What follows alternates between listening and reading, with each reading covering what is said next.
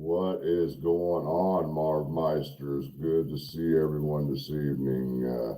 Marv will be with us momentarily. She went out with her daughter earlier this evening and get caught up in some rain, sleep type stuff, and she will be with us momentarily, guys. So just be patient with me, and we'll get through this, guys. So yes, tonight we're going to start talking about the Jorden Sopher case. I'm going to dab into a little bit of that tonight. And I still got a lot more research to do on this case, guys, because I'm having problems trying to find people who knew her, trying to locate where family members were at, and things of that nature. So I've been really deep diving into this case. So I'm just going to go down with the basics and things that happened and witness statements and things of that nature tonight. So, but I want to go through the chat and see who's all here. Looks like Miss Persevere's here. Nice to see you, ma'am. Jill. Stephanie, what's up, D? How you doing today, girl? Doing much better? Danger Dave, what's going on, bud? Eden Fox, Wanda from Missouri, William M, Sally Hiller, excuse me. What's up, fangirl? Nice to see you. Polygraph, Olivia, good to see you. Rose, who else we got in here? Jumpin' Jack Flash, nice to see you. It's been a while. Haven't seen you in a minute. We got Cody Fancox from WWE, huh? You like Cody Rhodes, Cody? What's up, Tree Crown with Shannon? Lori Joseph. Let's see who else we got in here. CJK.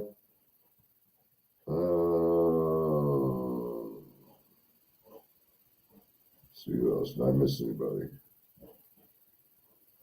Yeah, I'm just going to cover the basics starting this case today. Just went through some information, found some things, and from the original detective who was on the case at the time that the disappearance of Jorden Sopher took place. But basically, I just wanted to get into who was Jorden Sopher. Okay. As a matter of fact, let me pull up a picture of Jorden for you guys real quick.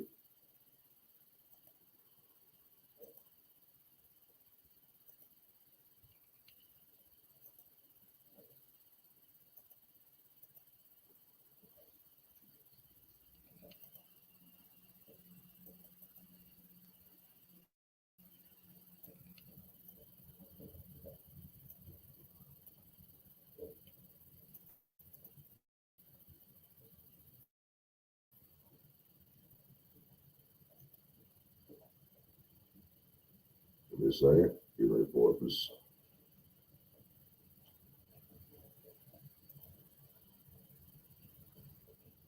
All right, ladies and gentlemen, that is Jorden Sopher.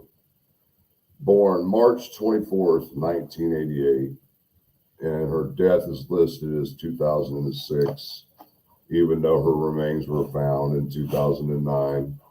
She's originally from Peru, Indiana, formerly known as Aaron Willis.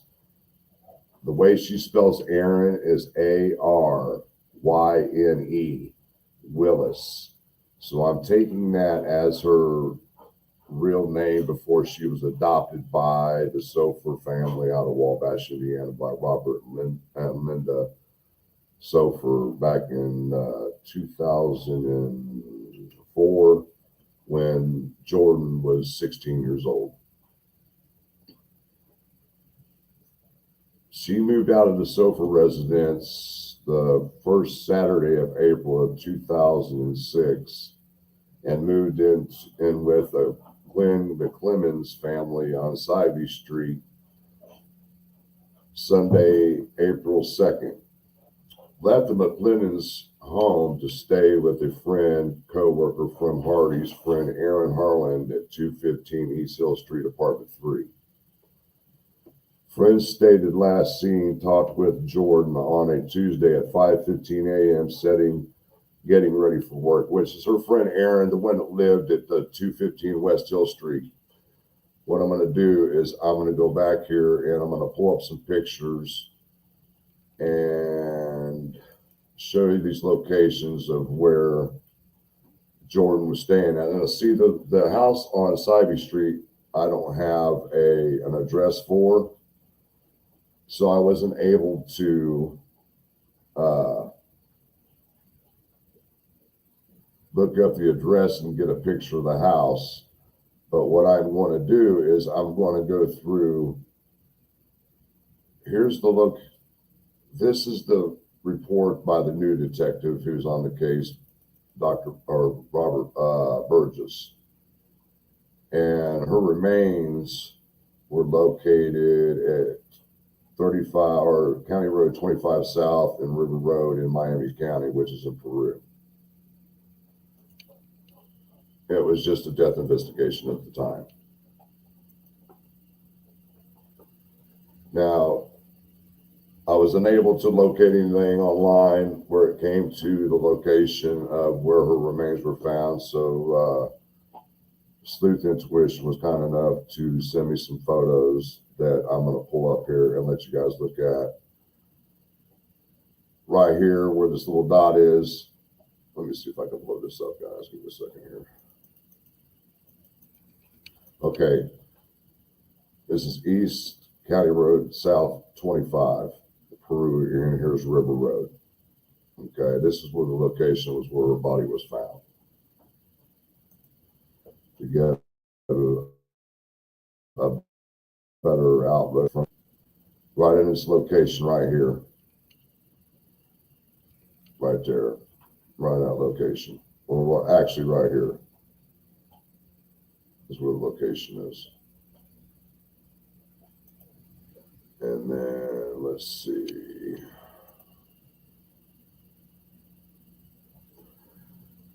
Now, before I get into the other, I wanted to talk about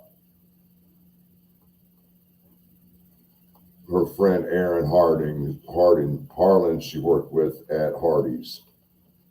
She said she left for work at 5:15 and woke up. Jorden let her know it was time for work. And according to what this Erin girlfriend said, is that Jorden said that she didn't have to work the early shift. She worked the late shift or evening shift or whatever it was. And so the Erin, her friend, went to work. Well, she returned home from work about 10:15 that morning and said that Jorden was not there and her belongings were still there. Okay? Just remember that statement. Okay. And that's what I was talking about. She returned home from work. And then another statement that the original detectives gave out was that a gentleman by the name of Corey Bridenthal. According to this Corey Bridenthal, he dropped Jorden off at the adoptive family's home about 10:15 that morning and left. Okay. Well, according to this Corey guy, Corey stated Jorden left her phone in his truck. So he took it to the Hardee's where Jorden worked and Jorden wasn't there. So Corey said he possibly gave the phone to a friend. Okay. Now this is where the little confusion comes in with this case with me, is because the friend that she worked with at Hardee's said that she left her belongings and everything at her apartment, but this guy had her phone. Okay. And this is one guy that I really want to look into. And as a matter of fact, I have his name, Corey Bridenthal, right here. Corey Bridenthal lived at, let's see, where did he live at that time? Doesn't show. But the earliest I can go back, it shows 73 East Main Street in Wabash, Indiana, 2008 to 2013, in which her remains were found in 2009. So that's the address that I could find closest to the date that, in between the date that she went missing and the date that they found her remains. And now they interviewed Robert Sopher, and he stated when Corey dropped off Jorden, he had briefly spoken to Jorden in the garage, and that Jorden told Robert she loved him and kissed him on the forehead, and said, "I will see you later." And allegedly, she walked down the alley, and that was the last time anybody had seen of her. And according to all accounts, Robert, her adoptive father, was the last person to see Jorden. And to remind you of this also is that Linda Sopher, his wife, took a polygraph and she passed, but Robert refused to take a polygraph test. So I'm going to go ahead and just go into this article, and we'll go into this article, and it reveals the names of all these people that I've mentioned, and it talks about the detective who was handling the case at the time. So I'm going to go ahead and read this article to you guys. Jorden Sopher had recently turned 18 when she vanished on May 23, 2006. The teen girl lived in Wabash, Indiana at the time of her disappearance. Jorden had spent most of her childhood dropped up in the foster system before she was adopted at the age of 16 by Robert and Linda Sopher. That same year, she dropped out of high school and later began working at a local Hardee's restaurant. However, during the spring of 2006, Jorden told her family members that she has planned to re-enroll in high school so she could get a diploma. Before she had that opportunity, Jorden seemingly vanished without a trace. Months before her disappearance, Jorden moved out of her adoptive parents' home and had been staying with various relatives and friends in the Wabash area. She was staying with her friend and co-worker Aaron Harlan the weekend before her disappearance. The two reportedly last saw each other around 5:15 a.m. May 23, 2006. When Aaron woke up to go to her morning shift at Hardee's, Jorden told Aaron that she was not working till later that day. So she stayed behind as Aaron left for work. At a later point that morning, Jorden was dropped off at her adoptive parents' house in a truck driven by Corey Breidenthal. According to Jordan's father, Robert Sopher, she spoke briefly to him in the garage before leaving the house on foot. After walking away from the house, Jorden was never seen or heard from again. Later that evening, employees at Hardee's called the Sophers to inquire about Jorden's whereabouts, as she had not shown up for her scheduled shift. This was very out of character for Jorden, so her parents immediately began to worry. They reported her missing the following day. Once police began to investigate, they questioned both Aaron and Corey. Aaron told police that Jorden was not at her house when she returned from her shift around 10:15 that morning. However, all Jorden's belongings, including her purse, were left behind. Corey told police that Jorden had accidentally left her cell phone in his truck and dropped her off at her parents' house that morning. He later reportedly gave his cell phone to Aaron so she could return it to Jorden. The cell phone was later turned over to investigators, but unfortunately did not yield any clues. Police also questioned both Linda and Robert Sopher.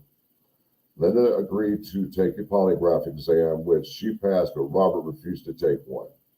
Many found this suspicious. Both Linda and Robert maintained that Robert took one of their foster children to the doctor shortly after Jorden left their house that morning. Jorden's case quickly grew old. Years passed without any clues or trace of her whereabouts. Then, in May of 2009, nearly 3 years after Jorden's disappearance, the case had a break. A mushroom hunter at a creek in Peru, Indiana, had spotted human remains along a thick canopy of raspberry bushes and honeysuckle. Dental records later confirmed those remains belonged to Jorden Sopher. Excuse me. Due to the deterioration of the remains, an autopsy was unable to determine the cause of death. But police still began to investigate Jorden's death as a homicide. It is believed that Jorden's body was in that spot where it was found ever since her disappearance. The clothes that she was wearing that day were found among the remains. Years have passed since the discovery of Jorden's body, yet the murder remains unsolved. There has been very little information available about the investigations, especially in more recent years. Still, any information anybody or anyone with information could lead to Jordan's case, please being solved, is encouraged to call 1-877-226-1026 to submit an anonymous tip. Now, like I said, guys, I have been trying to research this Erin Harlan. I cannot locate her anywhere. I don't know if she's married or if she's deceased or what's going on with her. And the Corey guy, I have been trying to locate him to see if I can reach out to him. I cannot find him. And there's been chatter that the Sopher family moved to Iowa, which I do agree because I did a research on that, and they did live in Iowa, but the last known address that I had found from 2022 was in Wabash, Indiana. And another thing that bothers me is that there was no indication on Jordan's phone of anything weird, anything not out of the ordinary in her phone. So according to her last location, she was walking up the alley next to the house, and that was the last time she was seen. Now, the location that she was found is approximately 35 miles from the home there in Wabash, Indiana. So I asked Miss Deb, True Crime Notebook, because she's got some people she knows in Peru, and she would look into it for me if she could find anybody that went to school with her in Peru, that knew her by her original name, or Erin Willis, if that's what you want to call her. I don't know if her real name is Jordan Erin Willis, because according to Find My Grave, it says Jorden Sopher. So before she got adopted, apparently she was going by her middle name, and Willis is her last name. I have found some relatives, but I have not been able to contact them. It looks like Mark will be here in a few minutes, guys. She just popped up in the chat. So, hey, Deb, have you had any luck trying to find out anything for me on that? Because, I mean, there's not a whole lot that we know about this Jorden Sopher. I mean, all indications by Ellie, she's never been in trouble with the law. Yeah, but we all know just because you've never been in trouble with the law doesn't mean you have skeletons in the closet. What that means is that we all have done things that we probably shouldn't have done and never been caught doing it. I'm not saying that she's been in anything bad. Do we know she's been into drugs? I mean, what kind of crowd did she hang around with? You know, but for her to be found 35 miles away from where she was last seen at is kind of odd to me. But then again, it's in the area that she knows. She's from Peru, Indiana, and that's why I'm trying to find out as much information about this girl and get as much help as I can from anybody that knows anybody by the name of Willis in Peru, last name of Willis. I believe I did find one of her sisters, but I can't find her Facebook page now. There's no Facebook page. I believe her name is Danielle Willis, but I cannot find it. There was no Deb. There was no cause of death.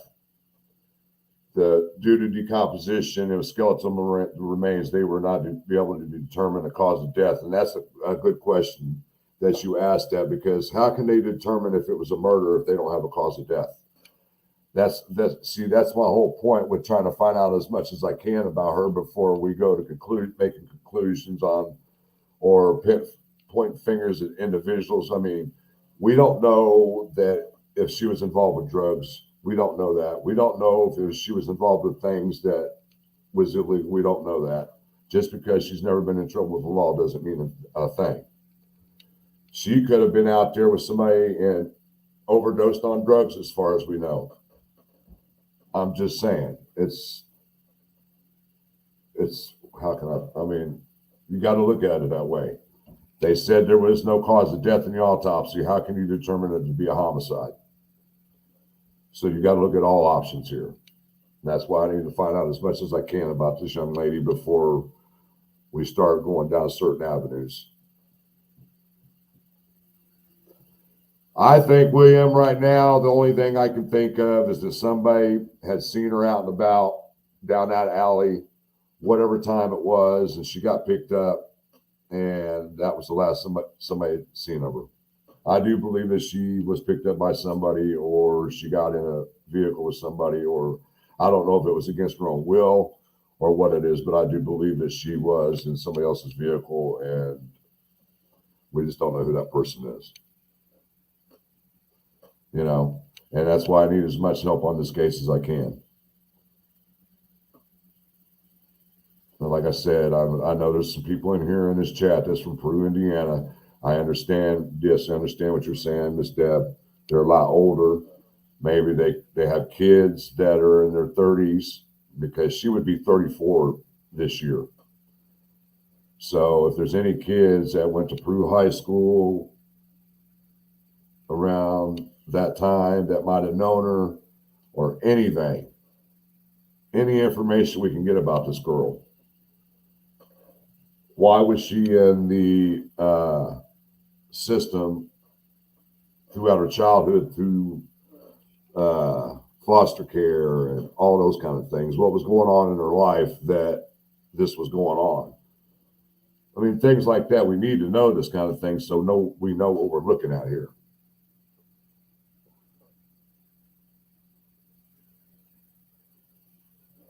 So, let me think here. I think I do. Let me check here. Give me just a second. I think Lou sent me a map from the Hardys to the parents' house. Let me check. Oh, didn't mean to do that. Come on.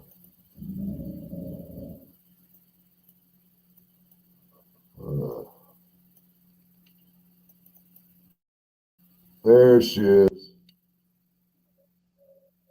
Hello. You there, partner? You there, partner? Can you hear me?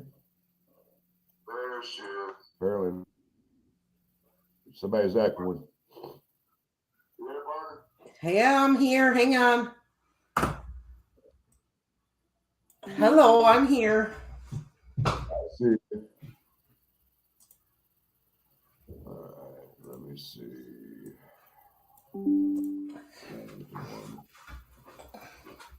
Give me a second. I'm looking up something real quick. Some maps that Slew sent me. Do you know the distance between Parents' Home and Hardy's? I could tell you from parents' house to the friend's house that she stayed with, she worked at in Hardy's, by foot is a 35-minute walk. I can tell you that much. I got all that stuff in there. Stephanie says, I heard that Ellie hasn't been very forthcoming with information about this case either. Well, I contacted Detective Burgess and left a message for him last week, and I haven't heard back from him. So. Hey, everyone. How you doing? Yeah, I got mine on. Yep, I got mine on. And sitting at my new desk. Polygraph says, how do you like your new comfortable setup or computer setup? I love it. It's got to figure out why my printer is not hooking up to the Wi-Fi so I can use the Bluetooth on it.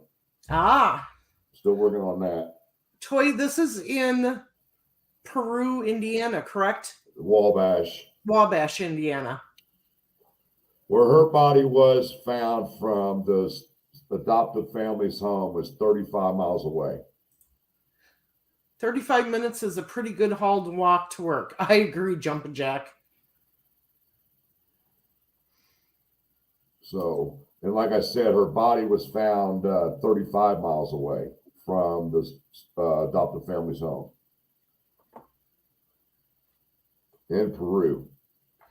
So what makes us think that this might not be a murder? See, because when they found the skeletal remains and the autopsy was done, they could determine a cause of death because it was skeletal remains. Now, how are you going to determine it's a homicide if you can't determine a cause of death at autopsy? It's like I was explaining to them. I need to get as much information about this young lady as I can. We don't know if she was doing drugs behind the scenes and nobody knew about it. So what do we know? All we know is that she moved out of the adoptive family's home. She went and stayed with family and friends. One was the Glenn McClemens family on Sivey Street. They didn't give me an address, but it just said Sivey Street. And that was on April 2nd of 2006, which was a Sunday. She left there to go stay with her friend and co-worker from Hardee's, Aaron Harlan, on 215 East Hill Street there in Wabash. So, and friend stated that she woke up at 5:15 in the morning of the 23rd or whatever it was, the 23rd, and woke up Jorden and say, it's time to get ready for work. And Aaron told her, or Jorden told her, I don't work until the late afternoon. So her friend went to work. Her friend returned home from work at 10:15 that morning, and Jorden was gone, but all of her belongings, her purse, and everything was still there. That was at 10:15, mind you. Then she had a friend of hers by the name of Corey. Let me find his name. Well, according to what I'm reading here, she's believed to have friends in the Marion area. Mm-hmm. She's last seen the morning of May 23rd at 10:15 a.m. when she was dropped off at her adopted parents' home by a friend. Yep, Corey Bridenthal. She briefly spoke to her adopted father. Yep. Gave him a hug and told him she loved him and then left on foot. Yep, and right down the alley. There's an alley right next to the house. Well, if you keep going, the Corey guy says that she left her phone in the truck. And he went to Hardee's to drop it off to Jorden, but she wasn't there, and he gave it to the Aaron girl that she was staying with. And then the police recovered it and didn't find anything out of the ordinary in her phone.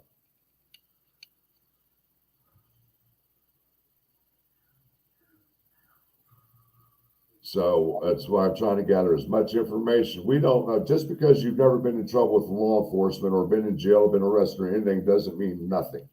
We've all done things we've never been caught doing. All of us have. How do we know she wasn't doing drugs?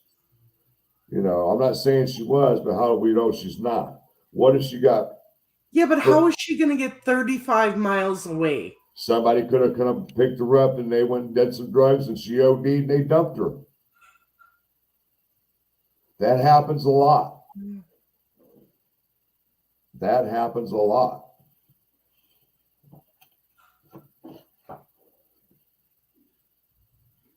You know, I mean, it sounds cruel, but that's what people do to keep from being in trouble, having a corpse on or somebody die on them and they just dump their body. That's going to get you in more trouble. But what if it was a dope man? Who knows? That's what I'm saying. We've got to learn more about this girl. I can't find anybody that knows her or that knew her.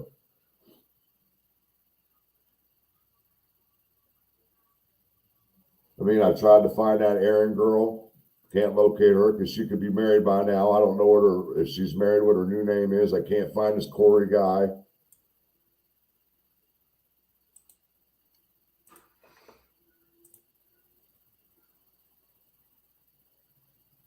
I found it. I know where family members are, but that's my last resort right now because they're in Iowa.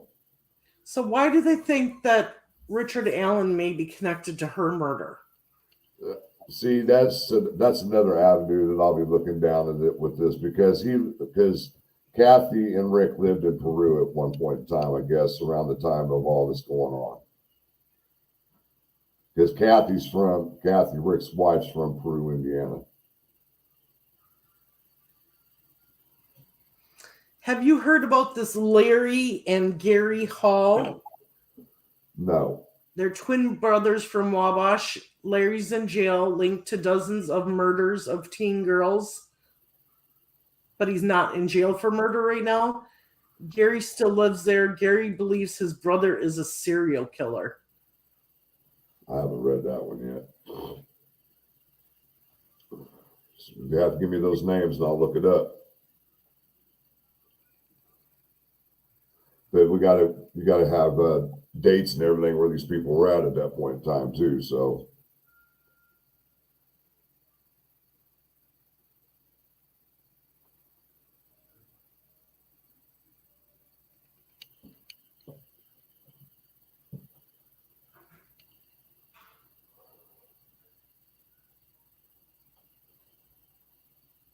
I'm just saying, Miss Siren. I mean, we just don't know the circumstances about her life.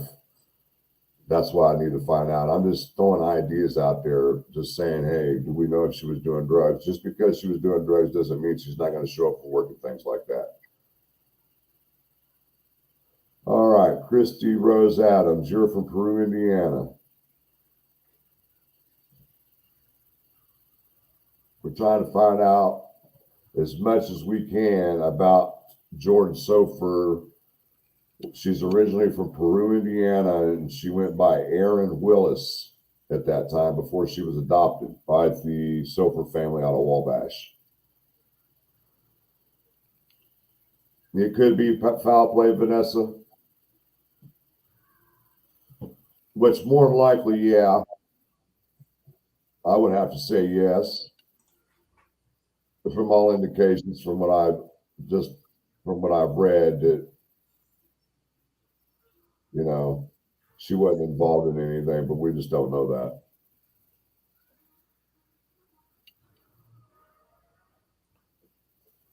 I'd like to talk to the adoptive father, but I know he's not going to talk to nobody.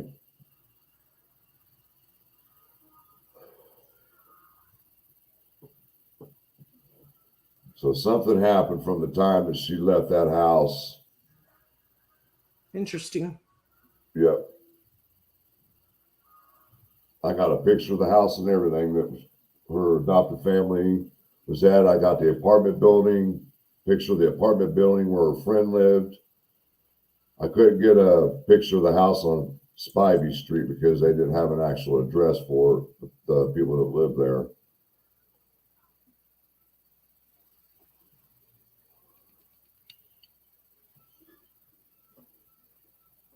It is lost, Vanessa. I agree. I totally agree.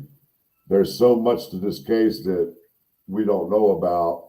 That's why I'm having a hard time trying to get information, because I'm trying to find people. Like I said, I'm trying to find people in Peru. I would say 2004 prior that knew her as Erin Willis, who might have went to school with her there in Peru. So we can get a feel of what this girl was like, who she hung out with, what kind of people did she hang out with, was she into sports, things of that nature. So we can get an idea what kind of person she was.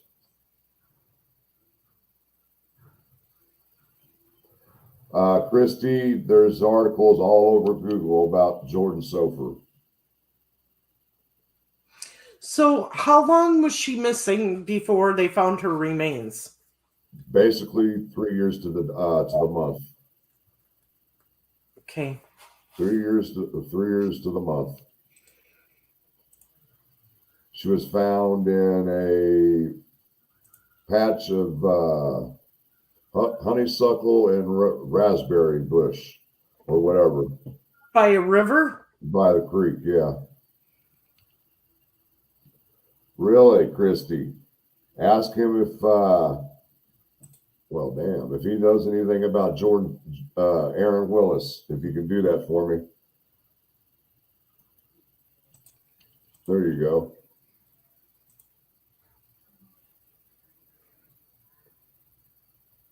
If you can do that for me, let's put our email. The cops don't give much information. Well, it's an open investigation, that's why.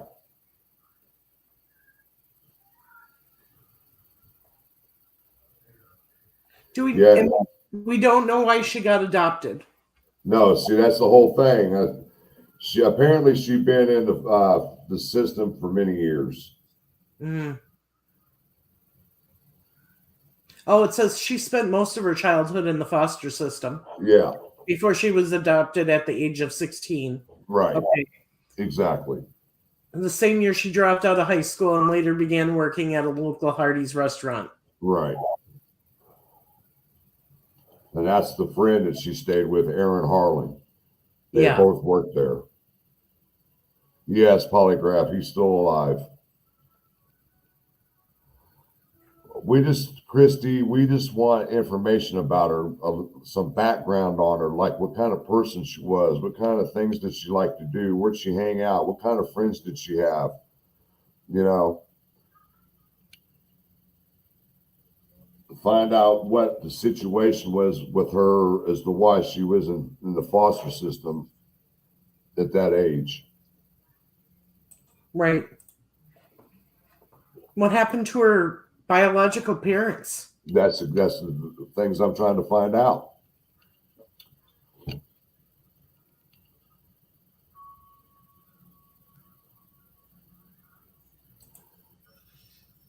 You've got our email, Christy. If you can check into that for me, I would greatly appreciate that. So it says inside the purse was her work schedule written on a scrap of paper, her learner's driving permit, and a digital camera. There's also a pink nylon wallet with 3 monkeys in familiar poses, one monkey with its hands over its ears, a second with hands over its mouth, and the third with the hands over its eyes. Yeah. Hmm. See, I don't even know who the real family is, because all accounts from her find a grave, it's all the family from the Sophers, all from Iowa. And which I found out, it's not Robert, it's his wife's family's all from Iowa. Linda. I think, I mean, Stephanie, it is kind of odd that Robert wouldn't take a polygraph and the wife would. But she's sticking behind him because she made that statement stating that he was at a doctor's appointment with their other daughter that morning. Well, okay, if that's the case, show me the doctor's stuff. But you know what I mean. Show me proof that he was at the doctor's. Because, like I said, he's the last one allegedly seen her. So you always have to start with that person first. Go ahead, Vanessa. Go ahead and ask Christy.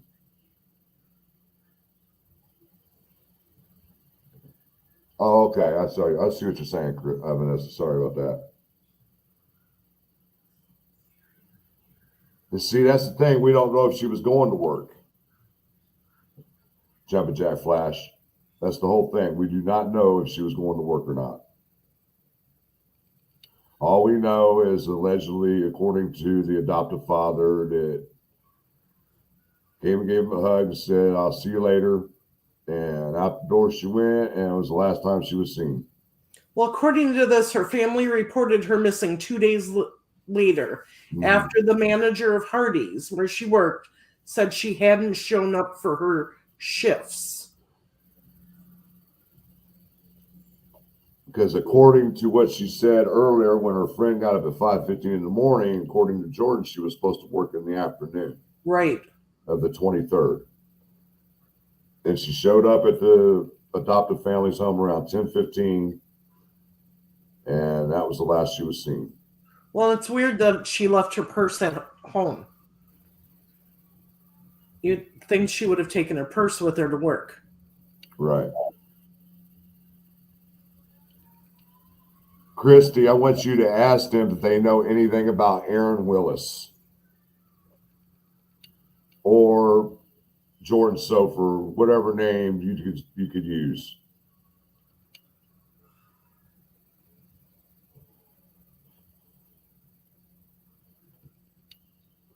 Yeah, I think Aunt Clara, the boyfriend. I think you're talking about Aaron's, Harlan's boyfriend.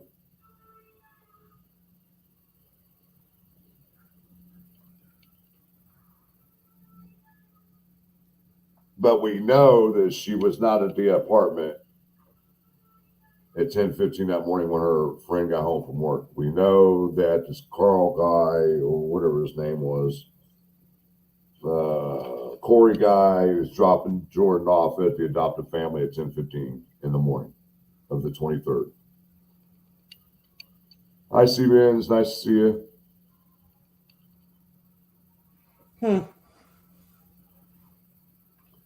And she does not have a grave. Her remains are still in custody of law enforcement.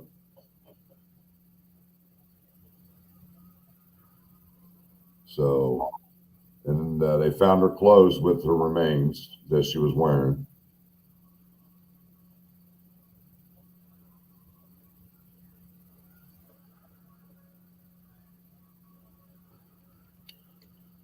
It's a crazy case.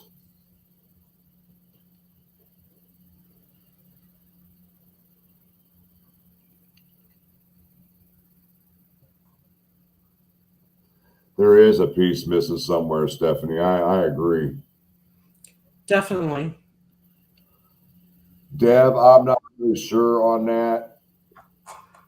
But it doesn't sound like police have gotten very many tips, though, either. No, not at all. Not at all.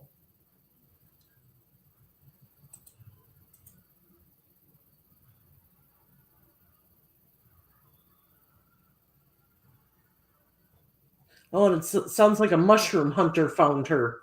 Yes, her remains.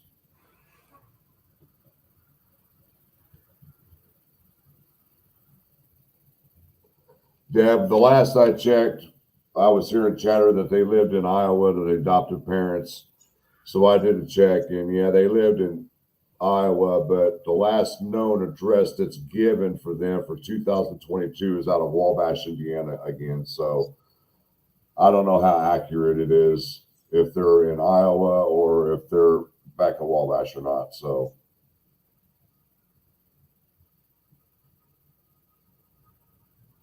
Well, and the mother said that she didn't always carry her purse with her, but she did take her cell phone everywhere with her. Yeah.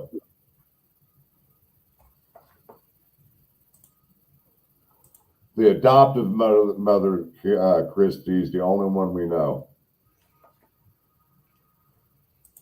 What is her real name? Aaron. She spelled it Aryne. Because if you look at her Find the Grave, it pops up with her pictures. It says Jorden Sopher. But what is her last name? Willis. Willis? Yes.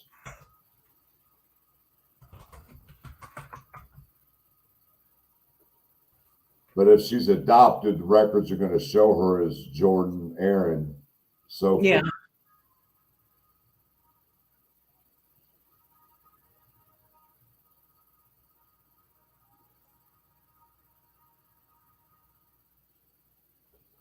Yeah, I'm not getting a hit. I thought maybe it was worth a try.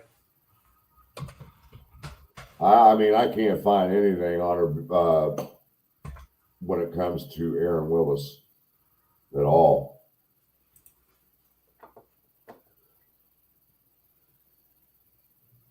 Hell, you don't even see anything on social media really about this case. Not even on, you do here and there on Facebook, but not like you would think all these other cases. Well, and it says she's had a savings account with hundreds of dollars in it too. And no transactions have been done with her bank account from the time she disappeared to the time they found her remains. Yep.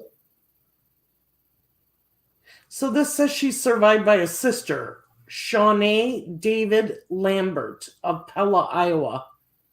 Nieces Kristen and Chloe Lambert of Pella, Iowa. And nephew Camden Lambert of Pella, Iowa. Those are all adopted people, adopted family, from my understanding. They would at least know her. They only had her for 2 years before she went missing. Yeah, but they could still tell you what she's like. Yeah.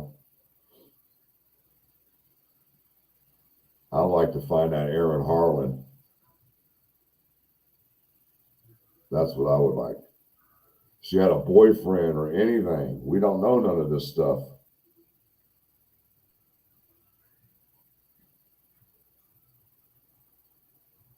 Yeah, and there is no find a grave because it says she's still in police possession. Yeah.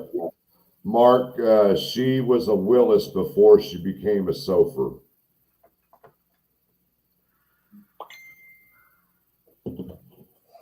Yes, they may have been her foster parents. We're not sure.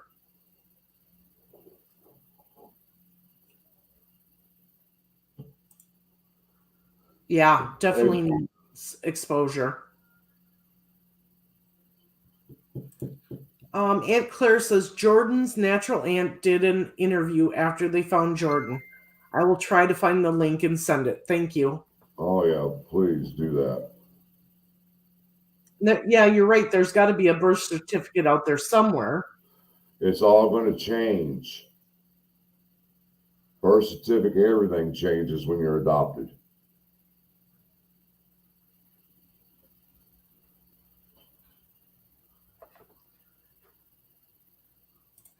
Do you know if there were any injuries to the skeletal remains found? According to the autopsy, that he quoted said that there was nothing to be found for the cause of death. I'm sure they would have listed the injuries or something to let us know if there was blunt force trauma to the skull or something in that nature.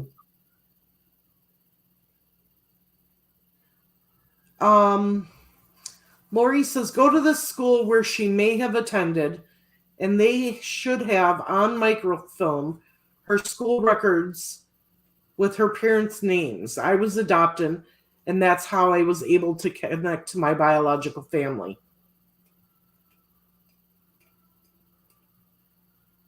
Somebody sent massive messages about this case already. I'm getting them through my phone. What are you talking about? Somebody's sending me information about the case right now. Oh, good.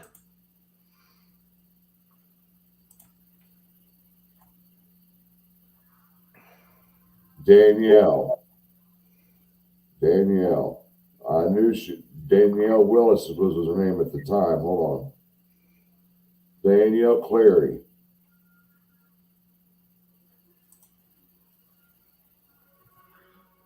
Her sister. Thank you, Christy. Thank you, Dee Dee. We appreciate it. Yeah, we got it. Yeah, thank you. Oh, yeah. I was trying to find her with the Willis last name, but it's not Willis anymore. Her sister. Good. Here, I'll send one copy to you. Okay. All right, I sent you that. So So we found a sister. Yeah, this is definitely going to be the first part on her, and as Frank gets more information, yep, he'll continue and do another part. But definitely needs more exposure in order to try to help. Like I said, anybody that lives in Peru, Indiana, that's lived there for many, many years, ask around about an Aaron Willis that used to live there. She would be 34 this year, guys. Which city in Hardee's did she work? It would have to have been Wabash. Wabash? Yeah. So, like I said, we need to find out any old friends before she was adopted, because she got adopted in the 2004. Thank you, Lori, for that suggestion. We'll try it and see what we can come up with.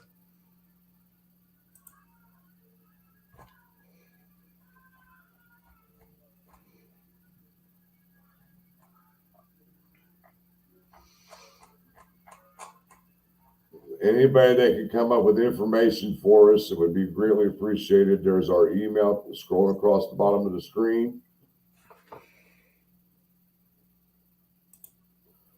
I'm not really sure how far from the Hardys, but I can tell you, Vanessa, from the location where her adoptive family, where she was last to be known place to be seen, is exactly 35 miles. Is where her remains were found. I'm getting a picture right now. I had one uploaded on her email.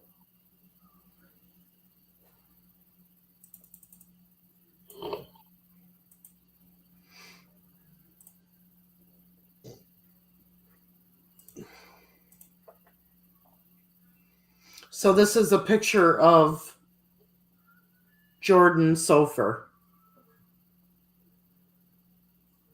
Everybody's already got comments how much of a resemblance to Libby she looks like. I will put this picture in the Facebook group and on our community page.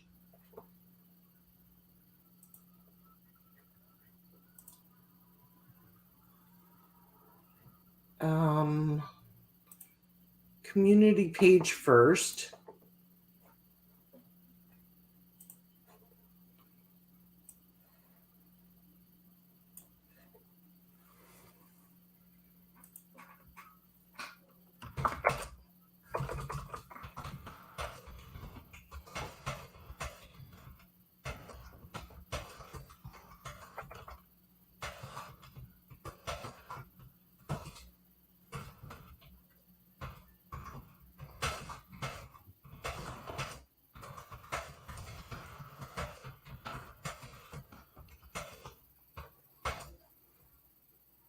I can't type.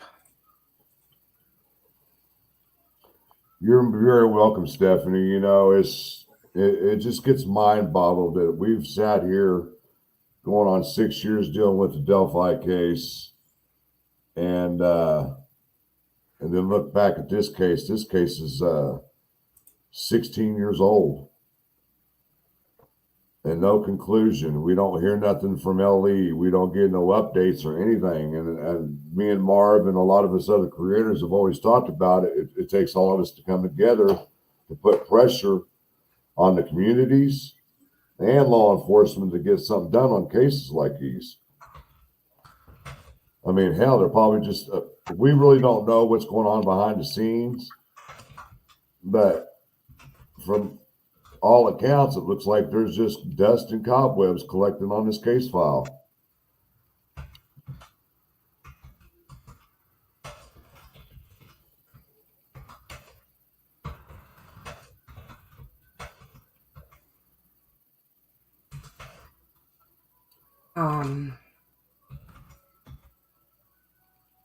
Christy, just look up Marv or myself on Messenger.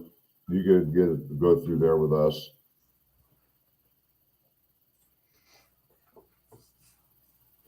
Yeah, and Christy, if you're on the Facebook group, you'll see my posts all the time, Frank's posts, so that you'll be able to find us on there pretty easy. Okay, I just put the picture on the community page and on our Facebook group. Mist says, so did adopters family put together posters for Jorden or anyone? I have not found anything when it comes to posters. Yeah. There's very little online about her.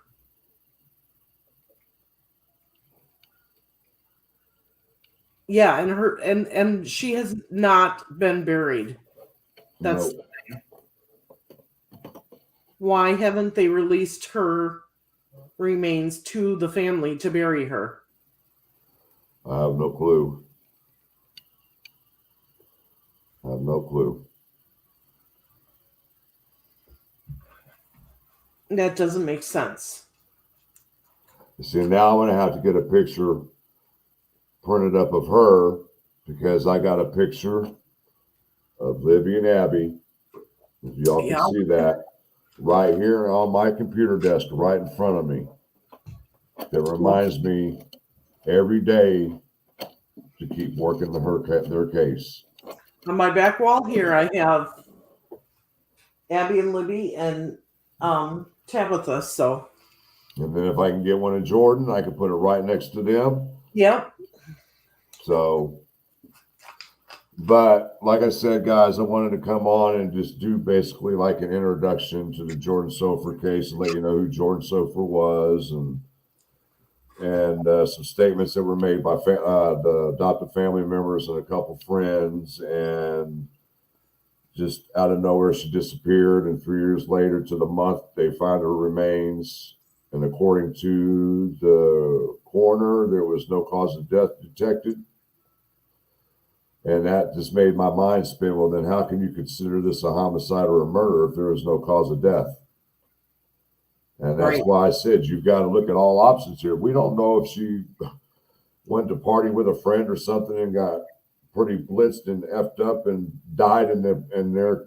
But it doesn't sound like that, Frank. It sounds like she was going to work.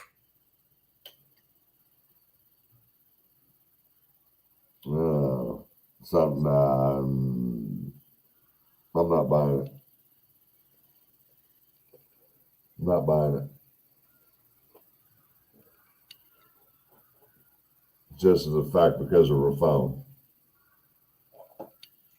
Sometimes kids forget phones. Yeah, but not very often.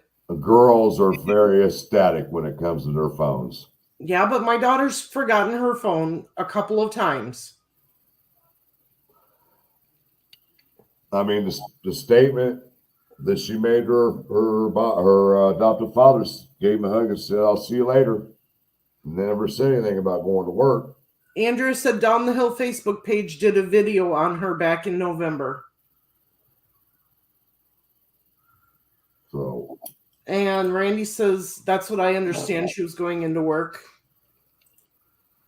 Jumpin' Jack Flash says, I have a framed photo of the bridge I took on one of the walks hanging in my hallway. Last thing I see every day before bed. Yep. And yes, this case was brought to light again when R.A. was arrested in the Delphi murders. Yeah, they're trying to make connections with him. Yeah. And thank goodness, because maybe it'll get back out there and people will talk about it and we'll find out what happened. J-Lock said, did I hear she got adopted at age 16, then dropped out of school and got... Yes, that is fact. Yes. But she wanted to go back to school to get her diploma. Yep. Well, see, that's the thing. That's the Corey situation has got me confused. Because he didn't give a time when he dropped the phone off at the work or anything. What time? It didn't give a time? Okay. Dwayne is the father of this girl. Okay. Oh, Lord. Ask him if he's willing to talk, Christy.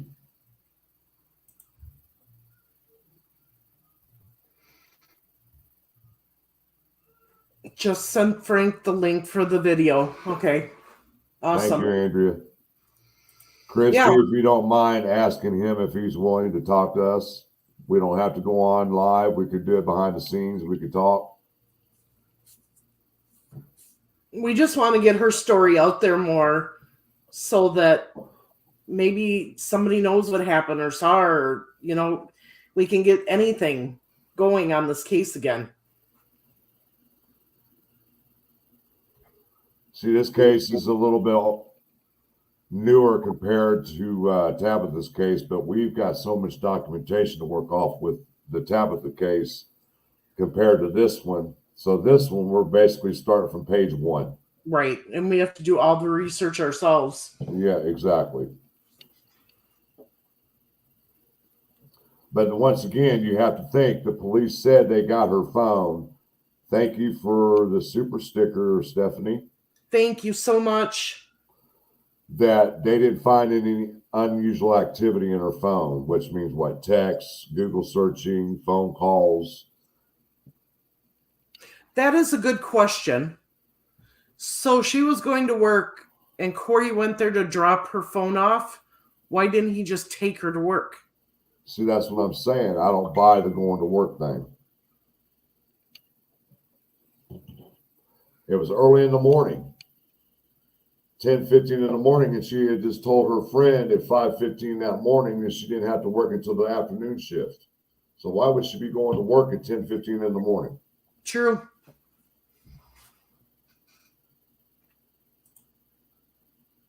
Interesting.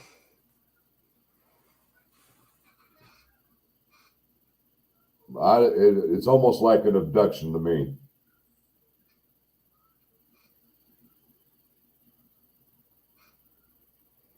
Yes, the dad was the last one to see her, allegedly. I will, Andrea, after we're done with this. I'll check it out. Was it the dad or the adopted dad? The adopted dad is the last one allegedly to have seen her. Okay.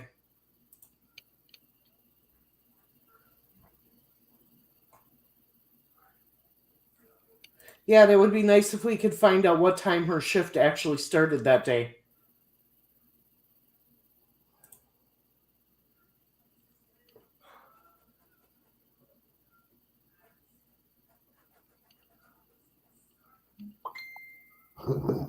Andrea is sending me crazy stuff. She's sending me everything now. That's all right. That way you got it.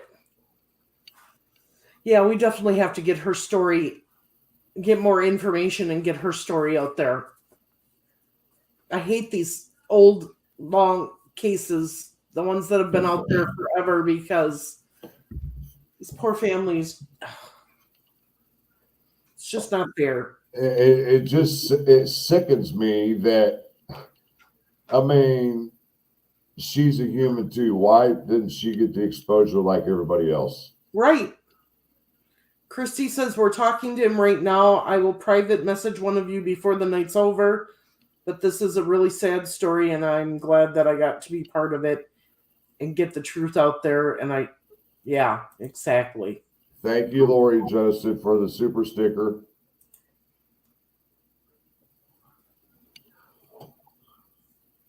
Oh, and Frank, the adoptive father, the one that said goodbye to her and hugged her, he's the one that wouldn't take the polygraph? Yes. Yeah, Stephanie, we'll let you know. We'll definitely give an update. And I did a background check on him, and mostly all I found on him was a lot of traffic violations. Basically, is all I could find on him. Right. Lori, thank you so much for the super chat. Thanks, Christy. Yeah, for both families. We need to find out what happened for both families.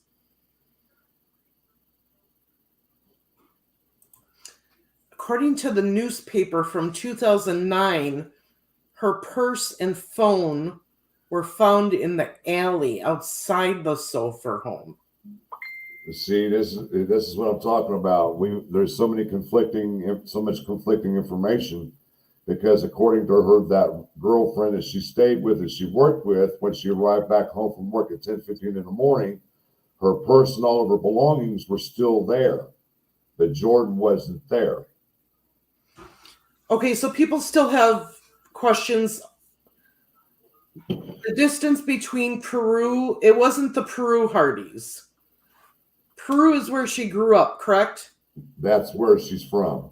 She was originally from Peru. Then she went to Wabash. She worked at the Hardys in Wabash. It was 35 miles from the Hardys to where her body was found. And then the question is the Hardys still there? The one on 301 North Broadway.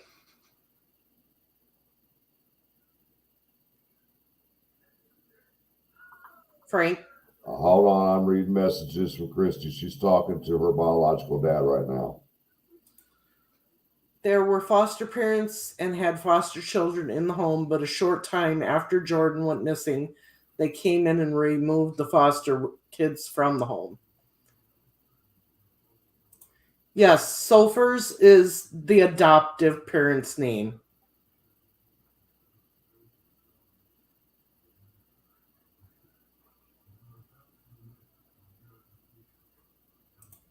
Yeah, if the phone was in the alley, how did Corey have it? Exactly. Then how's the purse in the alley if it was allegedly at Aaron's apartment? There, Right. Off 215 Hill Street. What was the name of the place that she was actually found? It was, I got a photo. There's a photo on in our email from Sleuth.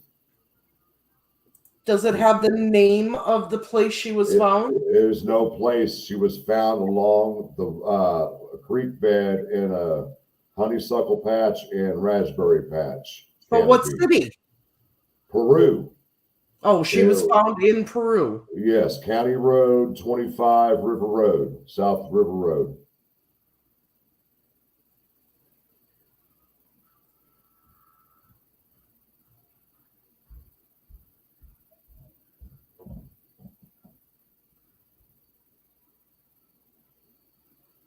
Yes, Vanessa.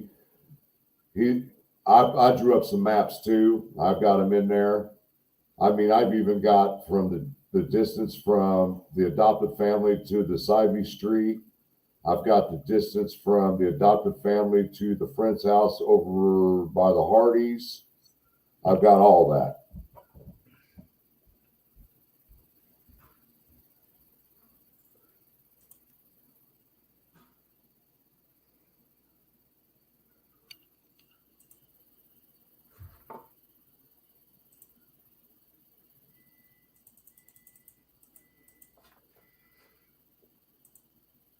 Okay, so this is the public information release from Indiana State Police, Robert Burgess, the detective. okay, so location of a crime, River Road, approximately 453 feet south of CR 25 South. Yes. Okay. And if you go down here, it tells you exactly what the circumstances were down at the bottom. On 5409 at approximately 10:05, Miami County Central Dispatch received a call that mushroom hunters discovered what was believed to be human skeletal remains near CR 25 South and River Road in Miami County. Detective Mike Rogers of the Miami County Sheriff's Department met with one of the hunters to confirm the remains were human. A forensic anthropologist and team were notified of the discovery, and on 5/5 will begin processing the scene further. The investigation includes the Miami County Sheriff's Department, the Peru Police Department, the Wabash County Sheriff's Department, the Wabash Police Department, and the Indiana State Police Department. Investigation continuing. Okay, and then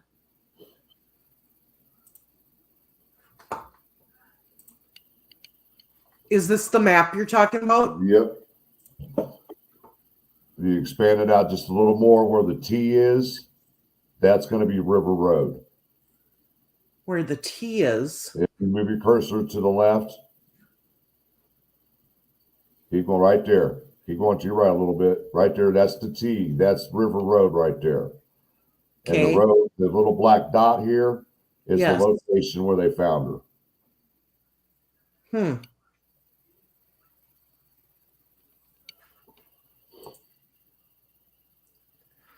And then we have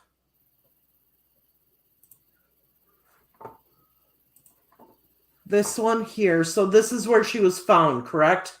Yes. So then if we go this way, we have Peru, Indiana here. Mm-hmm. Halfway in between Peru and Wabash is basically where she was found. Right. 35 minutes from Wabash.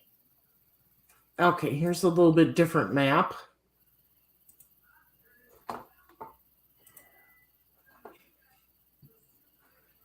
So here's the T. Yep. And then it was on this road here. Yep.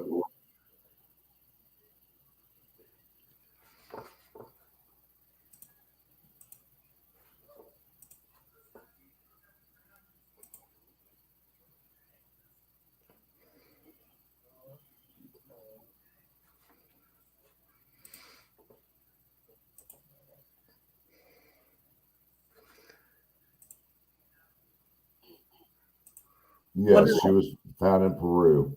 What is this a picture of? That is the apartment building of her friend she was staying with. Okay.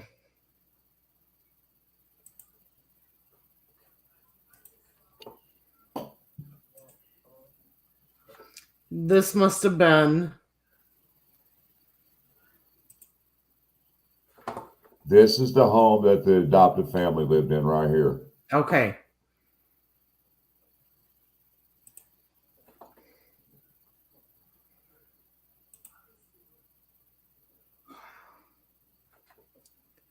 And then what is this telling? Okay. Remember when I said that she moved out of the adopted family's house and went and lived with that family by the name of the Clemens family on Society Street? Yeah. So if you look West Hill Street, where she lived with the adopted family, there's Sivey Street, and it's only 1.6 miles away. Okay.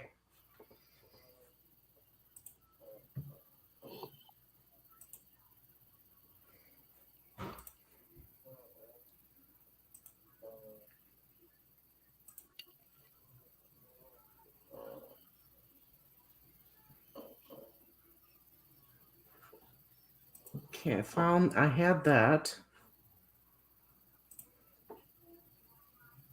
So the main goal right now, guys, is that we need to try to find out as much about Jorden as much as we can. And hopefully with Christy talking with her biological father, we can get some additional information. Hopefully he's willing to come and talk with us. So,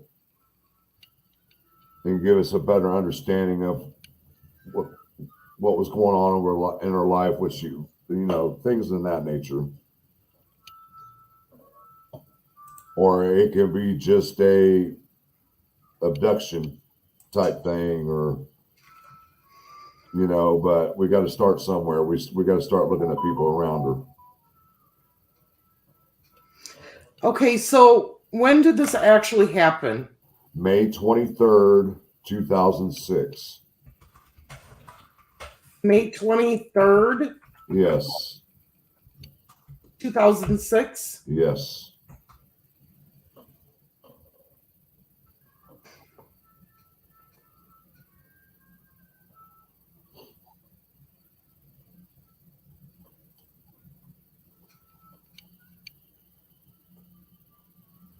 So she was found where?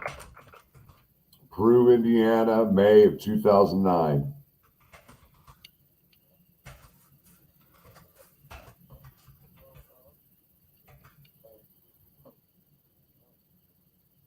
It's so funny, that report you just was reading.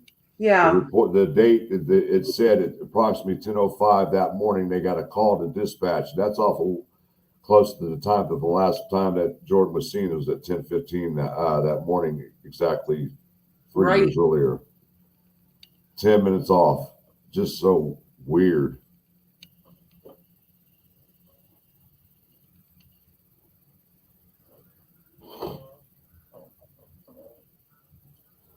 J-Locks, this is what we do. We try to reach out as far as we can go. Oh, I lost my connection somewhere. Yeah, but you're right. If we need help getting information, we'll gladly ask for it. We have lots of people in and around the United States, so that'll help. I mean, we've got viewers from Australia and England and all over. So usually when we ask for some kind of help, we find somebody that can give us information.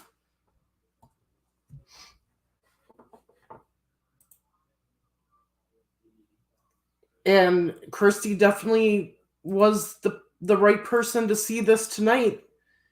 Oh, and Canada. Look at that. So yeah. I'm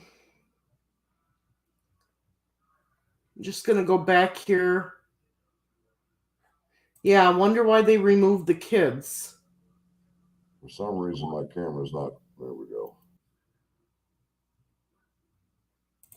It could. The yearbook could help. Can you hear me?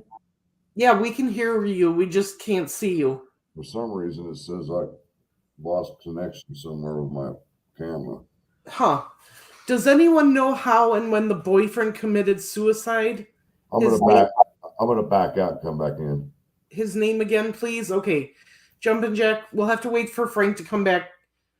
Remind me to come back to your question. Foster families are few and far between, especially here in rural Indiana, so they don't normally just remove foster kids from a home. Yeah, you got that right.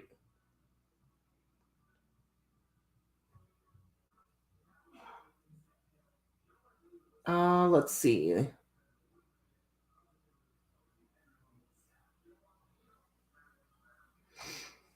So yeah.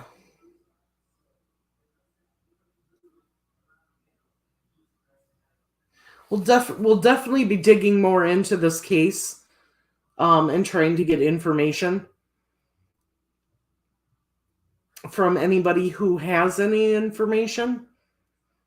And Frank will be looking into it more, and we'll definitely do a part 2 to this because I want to keep her picture out there, keep her information out there, because somebody's got to know something about what happened to her.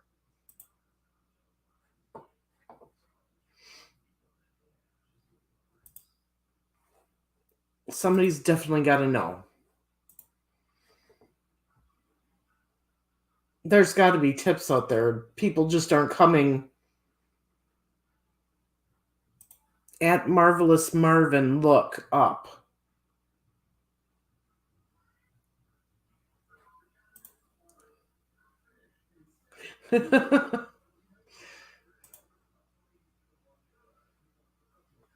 Yeah. Love to Jorden, yes. No, it really wasn't. I mean, even it's hard to find articles from when she first went missing. It got absolutely no exposure. MySpace might have been popular then, I'm not sure.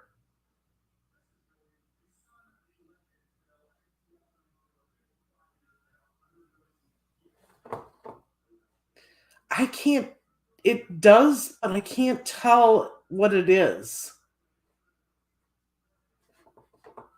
And then let's see here.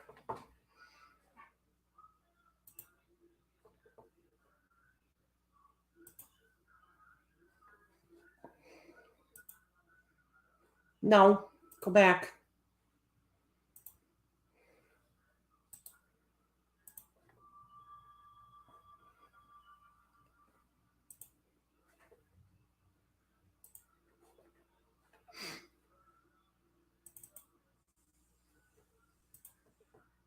We're going to have to blow this one up a lot. So it's very pixelated, but that's the other.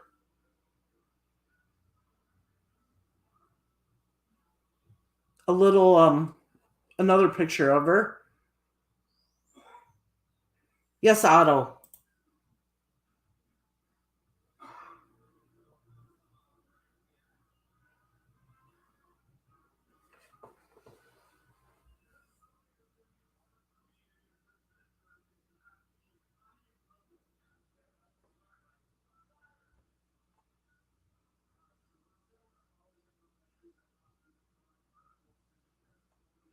Hmm.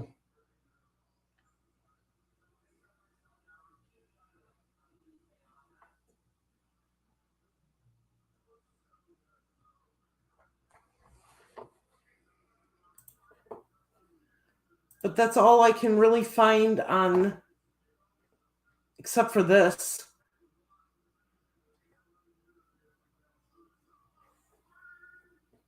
And that's all the pictures I can even find on her. So didn't get any publicity at all.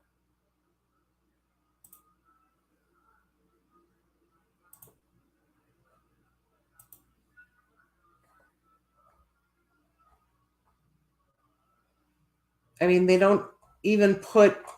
I mean, this is all that was put in there for her remains being found. Just this little blip.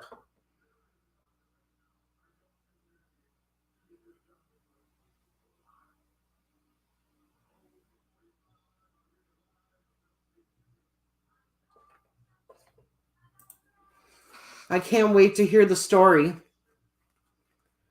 When it comes to boyfriends and girlfriends, put it this way, you don't always trust the father. The real father is telling me the story and I'm getting chills. I don't know how this... Wow. I don't know what's going on with my camera right now. I don't know. Just leave it the way it is and we'll fix the camera part later. At least we can hear you. All right. I have to go back up here. Hang on 1 second. Okay. Frank, did she have a boyfriend that committed suicide? I've heard that, but I have not found anything on it yet. Okay. Jumpin' Jack says, does anyone know how and when the boyfriend committed suicide? His name again, please? I haven't heard his name yet, so. Yeah, this was a young lady that really passed away.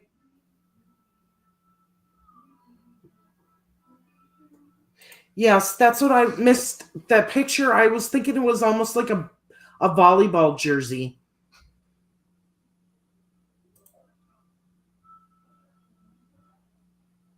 I've got the paper archive, so I can look back and see if there's any articles about her. Yeah, she really did exist, but not much is known about her. See, that's what kills me.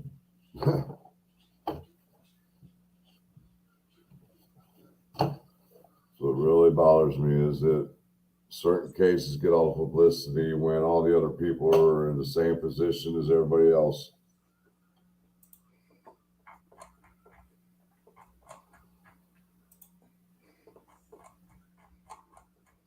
Hang on, I'm looking at an email.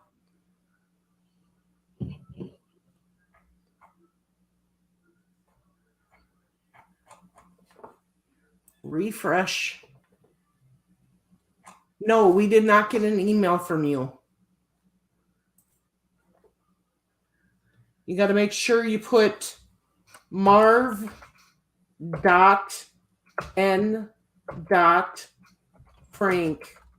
at gmail.com.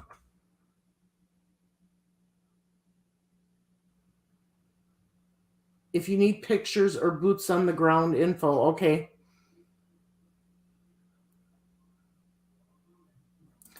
Christy says, what I'm trying to say is I'm trusting everything the father's telling me. And when you're young, you don't trust a young love. And yes, the boyfriend did commit suicide after he did what he did. So it sounds like the father is saying that the boyfriend is the one that killed her. So let's find out who the boyfriend is. Yeah. Christy, if you're able to get him to tell you who the boyfriend is, I got your message here and I totally understand and I don't blame him at all. But if you could find out who the boyfriend is, we can let this gentleman just be at peace.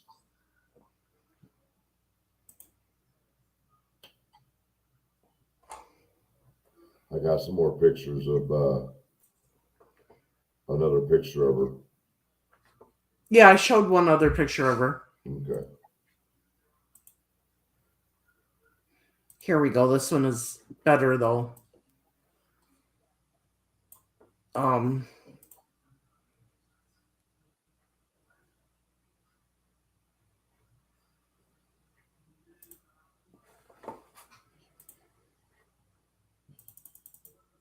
a different one. There's that one.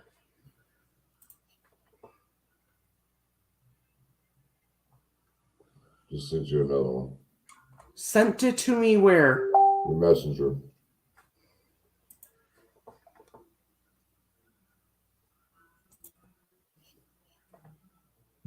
Okay, I showed that one already. Ah, here we go. Here we go.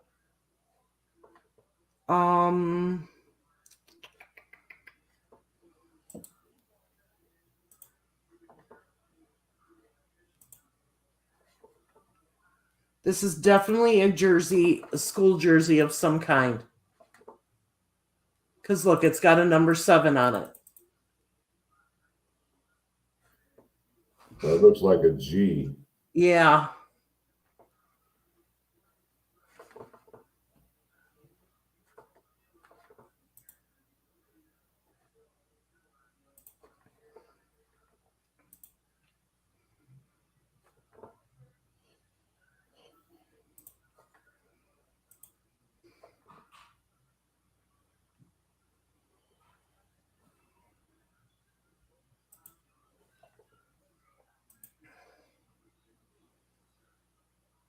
Okay.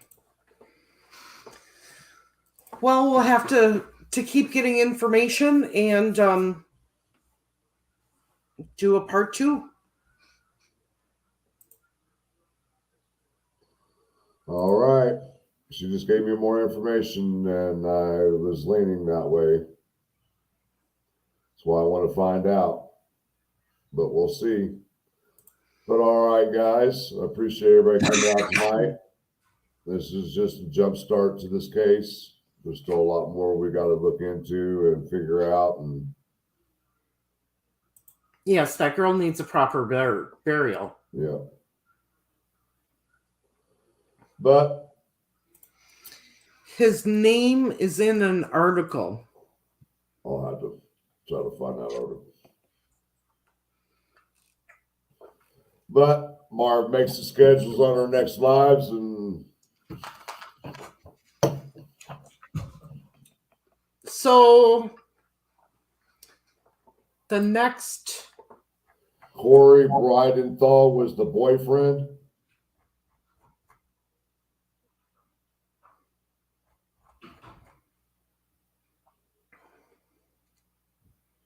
That's the one that dropped her off at the father's house at 10:15 in the morning. And he's the one who said he took the phone to her work. Yeah.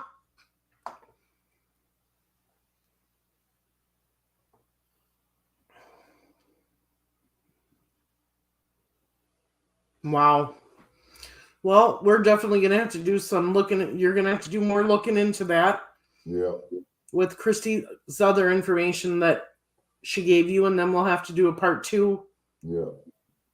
So, all right, guys. Like I said, I appreciate everybody coming out tonight.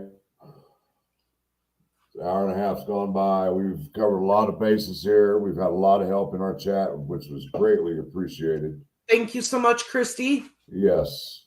And anybody else that wants to help out, just let us know. There's our email there. They're scrolling on the bottom of the screen. Yep. Whatever information you guys can come up with, just send it to us so we can look at it. So I'm working on getting some individuals on here to talk about cases that are close to their hearts. Yeah. One for sure, maybe even one from Indiana and one from Wisconsin, actually. So definitely, like I said, we're ramping things up and we're going to be bringing out new information. I want to do a lot, either a video or a live on Anna Welsh, who's missing. And even a little girl who's missing. Another Athena. Yeah. Missing this time. So.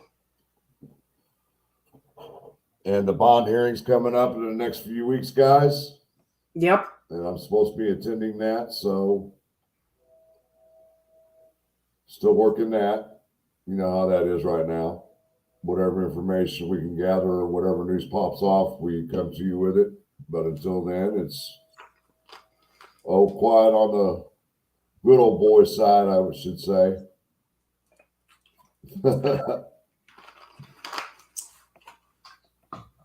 So we'll be coming back at you here soon. Yep. All right, guys. It's back to go watch the rest of this Monday Night Football game. Yeah. All right, guys. You know what time it is around here. It's peace out. One love, y'all. Y'all be safe out there. Have a good night. Yes, have a good night, and thank you for listening. And we'll get you more information on this story and others. So thanks. All right, guys. Good night.